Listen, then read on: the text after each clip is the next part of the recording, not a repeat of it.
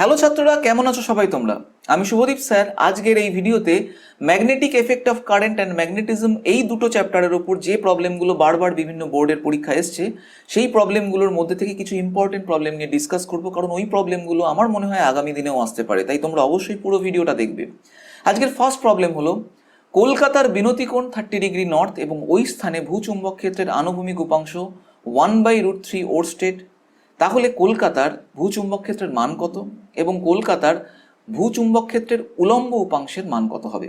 তো এখানে যে বাংলা টার্মগুলো দেখতে পাচ্ছ, অনেকে ইংলিশ ভার্সন নিয়ে পড়ো, তাদের ক্ষেত্রে অসুবিধা হতে পারে, সেই কারণে আমি ইংলিশ টার্মগুলোকে লাল কালিতে লিখে দিয়েছি, তোমরা ওগুলো দেখে নিও। তো বিনতিকোণ মানে অ্যাঙ্গেল অফ ডিপ, সেটা যদি 30 ডিগ্রি নর্থ হয় তার মানে কি? তো এখানে আমরা 3 ডাইমেনশনালি ব্যাপারটাকে একটু যদি বুঝে নিই, পৃথিবীর ওপর কলকাতার পজিশন আমরা জানি, এবার সেই পজিশনটাকে নিয়ে আমি একটা পারপেন্ডিকুলার লাইন যদি ড্র করি। এখন পারপেন্ডিকুলার কেন বলছি? কলকাতা যেখানে, সেখানে আমি একটা ট্যানজেন্ট আঁকলাম যেটা পৃথিবীর তলের সঙ্গে স্পর্শক, এবং তার সঙ্গে পারপেন্ডিকুলারলি এই লাইনটাকে ড্র করলাম।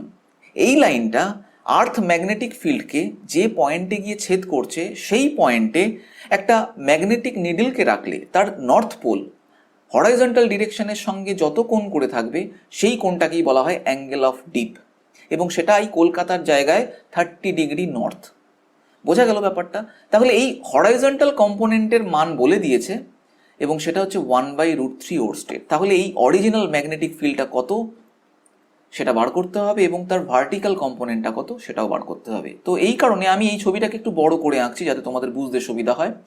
তো এখানে হরাইজন্টাল কম্পোনেন্ট আর ভার্টিক্যাল কম্পোনেন্টে আমরা যদি এই ম্যাগনেটিক ফিল্ডটাকে ভেঙে নিই, তাহলে এইচ এর ভ্যালু হয়ে যায় বি কস 30 ডিগ্রি, এবং ভার্টিক্যাল কম্পোনেন্টের ভ্যালুটা হয়ে যায় B sine 30 degree.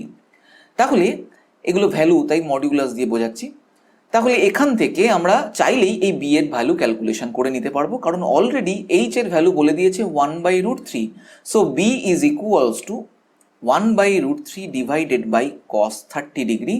So 1/√3 divided by √3/2, that is 2/3 oersted. তাহলে ম্যাগনেটিক ফিল্ডের অরিজিনাল মানটা কি হতে পারে কলকাতাতে, সেটা আমরা বার করে নিলাম। তাহলে ভার্টিক্যাল কম্পোনেন্ট বার করা কোনো ব্যাপারই নয়, ফর্মুলাতে আমরা দেখতেই পাচ্ছি V equals to B sine 30। So 2/3 into 1/2, that is 1/3 oersted. এই হয়ে গেল ভার্টিক্যাল কম্পোনেন্টের ভ্যালু এবং অরিজিনাল ম্যাগনেটিক ফিল্ডের ভ্যালু। ওকে, চলো এবার আমরা নেক্সট প্রবলেমে চলে যাই। এই নেক্সট প্রবলেমে আমরা আরেকটা ইম্পর্টেন্ট প্রবলেমকে চুজ করেছি, যেখানে একটা ভোল্ট মিটারকে অ্যামমিটারে ট্রান্সফার করব। কি করে করব? তার জন্য আগে ওদের রেঞ্জগুলো জেনে নিই। ভোল্ট মিটারের রেঞ্জ হচ্ছে 0 to 50 মিলিভোল্ট, এবং অ্যামমিটারের রেঞ্জ হচ্ছে 0 to 1 অ্যাম্পিয়ার। কি করে কনভার্ট করবে? তার জন্য আগে ফার্স্ট এই ভোল্ট মিটারের কিছু ক্যারেক্টারিস্টিক্স থেকে কিছু ইম্পর্টেন্ট ক্যালকুলেশন শুরুতেই করে নিতে হবে। তো এখানে দেখতে পাচ্ছি এই ভোল্ট মিটার ম্যাক্সিমাম ভোল্টেজ দেখায় 50 মিলিভোল্ট। এই সময় এই ভোল্ট মিটারের মধ্যে দিয়ে কত কারেন্ট যায় সেটা আগে ক্যালকুলেশন করে নাও। তাহলে আই ম্যাক্সিমাম কত? I max equals to V maximum divided by volt মিটারের রেজিস্ট্যান্স আর ভি। তো ভোল্ট মিটারের ম্যাক্সিমাম ভোল্টেজ 50 মিলিভোল্ট, তাহলে 50 into 10⁻³ volt divided by resistance 50 ohm, that is 10⁻³ ampere. তাহলে এই ভোল্ট মিটারের মধ্যে দিয়ে ম্যাক্সিমাম যে কারেন্ট সেটা হলো 10⁻³ অ্যাম্পিয়ার, কিন্তু একে অ্যামমিটার বানাতে গেলে ওর মধ্যে দিয়ে কারেন্ট যাবে 1 অ্যাম্পিয়ার। কি করে সম্ভব? একটা হিউজ কারেন্ট ভোল্ট মিটারের মধ্যে দিয়ে যদি যায় তাহলে ভোল্ট মিটার নষ্ট হয়ে যাবে। তাহলে এই ভোল্ট মিটারের সঙ্গে সমান্তরালে একটা এমন রেজিস্ট্যান্স যুক্ত করে দিই যে রেজিস্ট্যান্সটার মান অত্যন্ত কম, যার জন্য ম্যাক্সিমাম কারেন্টটা এর মধ্যে দিয়ে চলে যায় এবং খুব অল্প কারেন্ট ওই ভোল্ট মিটারের মধ্যে দিয়ে যায়। তাহলে ভোল্ট মিটারের কোনো ক্ষতি হবে না। তাহলে এই জায়গাটায় যে রেজিস্ট্যান্স আমি যুক্ত করলাম তাকে বলা হবে শান্ট। এখন এই শান্টের মধ্যে দিয়ে ম্যাক্সিমাম কারেন্ট যাবে, তাহলে ভোল্ট মিটারের মধ্যে দিয়ে যাবে ম্যাক্সিমাম 10⁻³ অ্যাম্পিয়ার। তাহলে শান্টের মধ্যে দিয়ে যাচ্ছে কি? মেন কারেন্ট যেহেতু 1 অ্যাম্পিয়ার, তাহলে 1 - 10⁻³ অ্যাম্পিয়ার। তাহলে এই শান্টের ভ্যালু কত সেটা তোমাকে ক্যালকুলেশন করতে হবে। তাহলেই তুমি বলে দিতে পারো যে এই ভোল্টমিটারকে অ্যামমিটারে পরিণত করতে হলে এত ওহমের শান্ট প্যারালালে যুক্ত করতে হবে। তাহলে এই শান্টের ভ্যালু বার করার প্রসিডিওর কি? তো দেখতে পাচ্ছি যে এই ভোল্টমিটারের রেজিস্ট্যান্স আরভি আর শান্ট সমান্তরালে আছে, তার মানে দুটোর অ্যাক্রসের ভোল্টেজ সমান সমান হবে। তাহলে voltage across RV is equals to voltage across shunt. তাহলে এটাকে আমি বলতে পারি 10⁻³ into RV is equals to 1 - 10⁻³ into শান্টের রেজিস্ট্যান্স। তাহলে এস কত? এস হয়ে গেল 10⁻³ ডিভাইডেড বাই 1 - 10⁻³ ইন্টু RV। এখন ক্যালকুলেশন যদি করে নিই একটু, 10⁻³ ডিভাইডেড বাই এটাই হয়ে যাচ্ছে, 1টাকে আমি লিখতে পারি 1000 ইন্টু 10⁻³ মাইনাস 10⁻³ এভাবে লিখতে পারি। তাহলে এটাই হয়ে যাচ্ছে 999 ইন্টু 10⁻³ অ্যাম্পিয়ার। তাহলে 999 ইন্টু 10⁻³ অ্যাম্পিয়ার ইন্টু RV তো পেয়েছি 50 ওহম। সো ফাইনালি এত রেজিস্ট্যান্স এখান থেকে আমরা বুঝতে পারছি। তাহলে শান্টের রেজিস্ট্যান্স হলো 50/999 ওহম। তাহলে ভোল্টমিটারের সঙ্গে এই পরিমাণ শান্টকে সমান্তরালে যুক্ত করলে তাহলে এই ভোল্টমিটারটাকে ওই রেঞ্জের অ্যামমিটারে আমরা পরিণত করতে পারবো। ওকে, নেক্সট প্রবলেমে চলে যাই। এবার একটা প্রবলেম দেখছি, একটি প্রোটন একটি আলফা কণাকে একটি সুষম চুম্বক ক্ষেত্র মানে ইউনিফর্ম ম্যাগনেটিক ফিল্ডের মধ্যে প্রবেশ করানো হচ্ছে এবং ফিল্ডটা যেদিকে আছে তার সঙ্গে পারপেন্ডিকুলারলি প্রবেশ করানো হচ্ছে। তো এখানে ম্যাগনেটিক ফিল্ডটাকে ক্রস দিয়ে দেখিয়েছি, তার মানে বোর্ডের ভেতরের দিকে এটা ঢুকছে এবং কণাগুলোকে আমি বোর্ডের তল বরাবর ছুড়ে দিয়েছি। তাহলে এই কণাগুলো যে বৃত্তাকার পথে ঘুরবে সেই বৃত্তপথের ব্যাসার্ধের অনুপাত বার করতে হবে। তো এখন প্রোটন আর আলফার মধ্যে একটা রিলেশন আগে তৈরি করে নিতে হবে।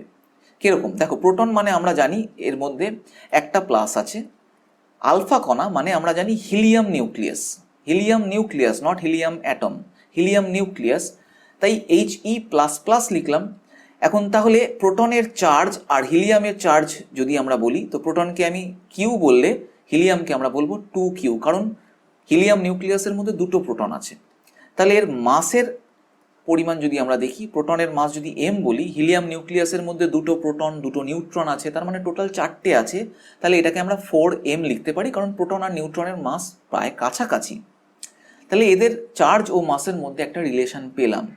এবার আমাকে জানতে হবে যে এই কণাগুলোকে যদি আমি এই ম্যাগনেটিক ফিল্ডের মধ্যে পারপেন্ডিকুলারলি পাঠাতাম, তাহলে ও যে সার্কুলার পথে ঘুরতো সেই সার্কুলার পথের রেডিয়াস r এর ফর্মুলাটা কি হয়? যদি এর মাস m হয়, চার্জ q হয়, ভেলোসিটি v হয় এবং রেডিয়াস r হয়, তাহলে ফর্মুলাটাই হয়ে যায় r = mv/qb। এখন এই ফর্মুলার মধ্যে আমরা মান বসানোর মাধ্যমে ক্যালকুলেশন করতে পারবো। তবে এখানে একটা সম্পর্ক আরও বলে দিয়েছে, সেটা হচ্ছে এই আলফা আর প্রোটন এই দুটো কণাকেই একই গতিশক্তিতে প্রবেশ করানো হলো। এর মানে কি? এর মানে আমি যদি বলি 1/2 m proton v proton square, এটা হলো প্রোটনটার গতিশক্তি এবং আলফার গতিশক্তি হচ্ছে m alpha v alpha square, তাহলে এরা সমান। তাহলে এইটাকে মাথায় রেখে তারপর আমাকে ফাইনালি ক্যালকুলেশন করতে হবে। তার মানে RP/r আলফা এটাই আমাদের ক্যালকুলেশনের মেন বিষয়। তাহলে আমি লিখে নিই MP/VP/QPB divided by m alpha v alpha divided by q alpha b। দেখতে পাচ্ছি b তো ডাইরেক্ট কেটে যাচ্ছে, আর এখান থেকে পাচ্ছি MP/VP divided by m alpha v alpha into Q alpha QP। এখন এই ফর্মুলার মধ্যে আমরা এই যে গতিশক্তির ব্যাপারটা বলেছিল সেখান থেকে কিছু পাই কিনা সেটা দেখে নিই। দেখতে পাচ্ছি এই ফর্মুলাটাকে সিম্পলিফাই করলে আমরা এরকম একটা রূপ পাই। দেখো, হাফটা প্রথমেই কেটে বাদ যায়, তো আমি এটা করছি কি MP² ডিভাইডেড বাই m লিখলাম, আর m alpha square v alpha square divided by m alpha. তাহলে এটার থেকে আমরা সহজেই পেতে পারি MP/VP divided by m alpha v alpha is equals to √MP/m alpha, কারণ স্কোয়ারগুলোকে একদিকে নিয়ে এসে তারপর স্কোয়ারটাকে তুলে √ হয়ে যাচ্ছে এটা। তাহলে এটা কি এখানে বসিয়ে দিতে পারবো? তাহলে √MP/m আলফা ইন্টু কিউ আলফা/QP। এবার MP/m আলফা তো আমরা আগেই ধরে নিয়েছি, তো সেগুলোকে যদি আমি বসিয়ে দিই তাহলে কি হচ্ছে? তাহলে এখানটায় করছি MP, দ্যাট ইজ এটাকে আমি মাস m ধরেছি আর আলফার মাস 4m, চার্জ ধরেছি এটাকে, আলফার চার্জ 2Q আর এটা হচ্ছে Q, তাহলে QQ কাটছে, এখানে mm কাটছে, তাহলে √1/4, তাহলে এটাই হয়ে যাচ্ছে 1/2 ইন্টু 2 দ্যাট ইজ 1। তার মানে এখানে এই আলফা আর প্রোটন এই দুটো কণার বৃত্তপথের ব্যাসার্ধের অনুপাত 1:1 হবে। এবারের প্রবলেমে আমরা একটা ছবি দেখতে পাচ্ছি যেখানে একটি তারকে বিভিন্নভাবে বাঁকিয়ে নেওয়া হয়েছে, তার মধ্যে দিয়ে 10 অ্যাম্পিয়ার কারেন্ট যাচ্ছে। তাহলে সি পয়েন্টে ম্যাগনেটিক ফিল্ড কত হবে ক্যালকুলেশন করতে হবে। তো এখানে এই তারটাকে, তার শেপকে মাথায় রেখে আমি 3টে পার্টে ভেঙে নিতে পারি। এখন এই 1 আর 3 নম্বর দুটো স্ট্রেট ওয়্যার হলেও সেই স্ট্রেট ওয়্যারগুলো যেহেতু সি পয়েন্ট দিয়েই ক্রস করছে, তাই এই ওয়্যার দুটোর জন্য কোনো ম্যাগনেটিক ফিল্ড হবে না। তাহলে ম্যাগনেটিক ফিল্ড যা হবে সেটাই 2 নম্বর ওয়্যারের জন্য। এবং সেটা কত, তার জন্য আমরা অলরেডি একটা ফর্মুলা জানি। কোনো বৃত্তাকার পরিবাহী লুপের জন্য তার সেন্টারে চুম্বক ক্ষেত্রের মান হয় μ0I/2r। কিন্তু এখানে এই বৃত্তাকার লুপটা কমপ্লিট নেই, এটা একটা হাফ সার্কেল আছে। হাফ সার্কেল না হয়ে যে কোনো আর্ক যদি হতো যেটা সেন্টারে বা সি পয়েন্টে থিটা কোণ উৎপন্ন করছে, তাহলে তার জন্য সেন্টারে ওই সি পয়েন্টে চুম্বক ক্ষেত্রের মানে আমরা μ0I/2r লিখেও তার পাশে θ/2π লিখব। তাহলে এবার এই ফর্মুলাটাকেই যদি এক্ষেত্রে অ্যাপ্লাই করি, তাহলে বি এর মান কি হচ্ছে, b equals to μ0 that is 4π into 10⁻⁷ into I that is 10 ampere divided by 2 into distance মানে ব্যাসার্ধটা, ব্যাসার্ধ এখানে হচ্ছে 2 সেন্টিমিটার, মানে 2 ইন্টু 10⁻⁻2 অ্যান্ড θ/2π, থিটার জায়গায় এখানে আমি π/2 বসাবো, ডিভাইডেড বাই 2π। তো দেখতে পাচ্ছি এখানে পাই কাটছে এবং এখানে 2 আর 2 কেটে এখানে 4 কেটে বাদ যাচ্ছে। তাহলে এটাই হয়ে যাচ্ছে 10π ইন্টু 10⁻⁷ ডিভাইডেড বাই 4 ইন্টু 10⁻⁻2 এত ওয়েবার পার মিটার স্কোয়ার। এবার একটু সাজিয়ে যদি আমরা লিখি, তাহলে এটাই হয়ে যাচ্ছে 2.5 into 10⁻⁵ weber per metre square. এই হয়ে গেল এই কনস্ট্রাকশনের জন্য সি পয়েন্টে চুম্বক ক্ষেত্রের মান। যদি দিক জানতে চাইতো তাহলে তোমরা রাইট হ্যান্ড রুল অনুযায়ী অনায়াসে বলতে পারতে, যেহেতু কারেন্টটা এইদিকে মুভ করছে তাহলে বুড়ো আঙুল বরাবর চুম্বক ক্ষেত্র থাকবে, অর্থাৎ সি পয়েন্টে চুম্বক ক্ষেত্রের অভিমুখ হবে বোর্ডের ভেতরের দিকে। ওকে, চলো এবার আমরা নেক্সট প্রবলেমে চলে যাই। এবারের অঙ্কে আমরা দেখতে পাচ্ছি দুটো straight wire, straight conducting wire, যাদের নাম এম ও এন এবং যাদের মধ্যে দিয়ে 5 অ্যাম্পিয়ার এবং 10 অ্যাম্পিয়ার কারেন্ট যাচ্ছে এবং যারা 5 সেন্টিমিটার সেপারেশনে আছে। তাহলে এই দুটো তার একে অপরকে বল প্রয়োগ করবে এবং সেই বল পার ইউনিট লেন্থে কত হবে সেটা ক্যালকুলেশন করতে হবে। তো এর জন্য আমরা একটা ফর্মুলা জানি, সেটা হলো F/L that is force per unit length is equals to μ0/4π into 2I1I2/r। এখানে আর হলো এই দুটো তারের মধ্যবর্তী সেপারেশনটা। তাহলে এই ফর্মুলার মধ্যে মান বসালেই আমরা প্রতি একক দৈর্ঘ্যে ক্রিয়ারত বলের মান ক্যালকুলেশন করে নিতে পারবো। বাট ডিরেকশনটা কিভাবে ক্যালকুলেশন করব সেটা আমি একটু পরে বলছি, আগে মানটা একটু দেখে নিই।